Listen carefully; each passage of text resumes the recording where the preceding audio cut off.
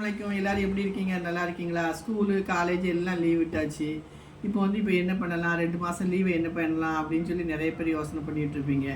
நிறைய அம்மாக்கள் இப்போ தையல் படிக்க போன்னு சொல்லுவாங்க.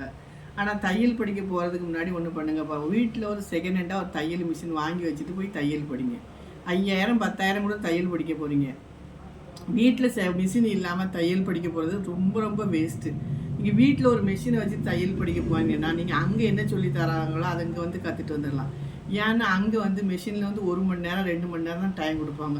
டைம் முடிஞ்சவொடனே ஆட்டோமேட்டிக்காக எந்திரிக்க சொல்லிடுவாங்க. ஆக மொத்தம் அங்கே படிச்சுட்டு இருந்தது அப்படியே காற்றுல பறந்துடும்.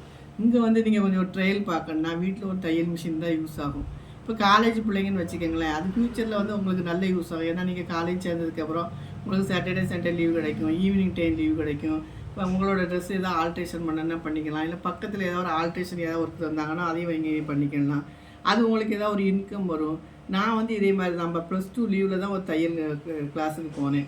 இப்போ பார்த்தீங்கன்னா நான் அதை ஒரு பிஸ்னஸாக எடுத்து செயல்படுறேன். அதனால் எந்த படிப்புமே வேஸ்ட் ஆகாது. குறிப்பாக சொல்லப்போனால் தையல் என்றைக்குமே வேஸ்ட் ஆகாது. எந்த ஒரு சூழ்நிலையும் நம்மளுக்கு தையல் நல்ல வகையில் கை கொடுக்கும்பா.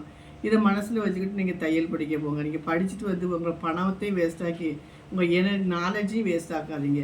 படிச்சுட்டு வந்ததுக்கப்புறம் ஃப்யூச்சரில் ஏதாவது ஒரு பெனிஃபிட் உள்ள மாதிரி அந்த தையலை படிச்சுட்டு வந்தீங்கன்னா உங்களுக்கு யூஸ்ஃபுல்லாக இருக்கும். Okay bye. என்னோடய வீடியோ பிடிச்சினா லைக் பண்ணுங்கள், ஷேர் பண்ணுங்கள், சப்ஸ்கிரைப் பண்ணுங்கள். Okay bye. அஸ்ஸலாமு அலைக்கும்.